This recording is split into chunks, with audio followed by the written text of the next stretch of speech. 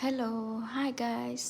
శంకుపూలు అంటే శివుడికి దుర్గాదేవికి చాలా ప్రీతికరమని అందరికీ తెలుసు. కానీ అదే శంకుపూలతో ఈరోజు మనం టీ చేసుకొని తాగుదాం. ఎలా చేయాలి, ఎంతవరకు ఎన్నిసార్లు తాగాలి, ఎలాంటి హెల్త్ ఇష్యూస్ ఉన్న వాళ్ళు తాగకూడదో కూడా చెప్తాను. చైనా లాంటి ఇతర దేశాల్లో అయితే మల్లెపూలు, శంకుపూలు, మందార పూలతో, రోజా పూలతో కూడా టీ చేసుకొని తాగుతారు.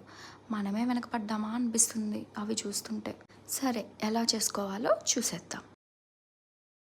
ముందుగా 8 నుండి 10 పూలు తీసుకొని బాగా కడుక్కొని దానిలో 3.5 గ్లాస్ మంచినీళ్ళు, ఎందుకంటే మేము ముగ్గురం తాగుతున్నాం కాబట్టి.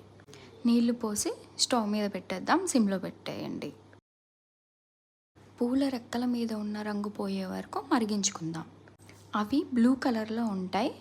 అదే మనం నిమ్మకాయ పిండిన వెంటనే పర్పుల్ కలర్లోకి మారుతాయి, చూడండి. కావలసిన తేనె వేసుకొని, నిమ్మకాయ వేసుకొని వేడివేడిగా తాగేసేయడమే. ఇప్పుడు ఈ టీ తాగడం వల్ల ఎన్ని ఉపయోగాలు ఉన్నాయో చెప్పుకుందాం.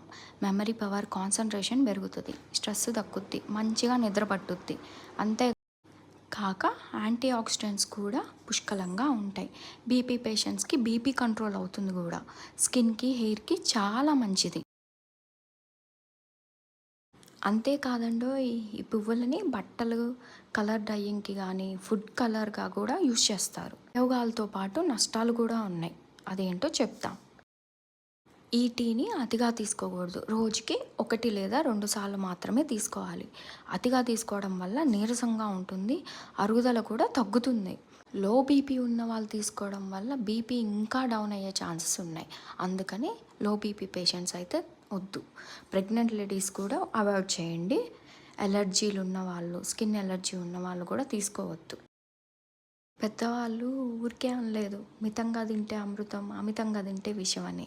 ఫాలో అవుదాం అందరం, ఇది పెద్దవాళ్ళు చెప్పారు కదా. మీకు ఏదైనా డౌట్స్ ఉన్నా, మీరు నాకు ఏదైనా చెప్పాలనుకున్నా కామెంట్ చేయండి, మాట్లాడుకుందాం.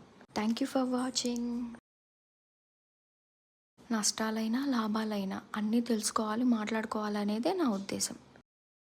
సేమ్ ఇలానే మందార పూలు, శంకు పూలు, రోజా పువ్వులు, మల్లె పువ్వులతో కూడా సేమ్ ఇదే ప్రాసెస్. ఏ టీ అయినా ఇదే ప్రాసెస్తో చేసుకొని తాగడమే. ఏదైనా కూడా లిమిట్గా తాగండి, ఆరోగ్యానికి మంచిది. టేస్ట్ అయితే లెమన్ వాటర్ తాగినట్టే ఉంటుంది, ఏ మార్పు ఉండదు. ఒకసారి ట్రై చేయండి. మన ఆయుర్వేదాన్ని కూడా గౌరవిద్దాం. వీడియోని లైక్ చేసి సబ్స్క్రైబ్ చేయండి నా ఛానల్కి. Thank you for watching. Bye.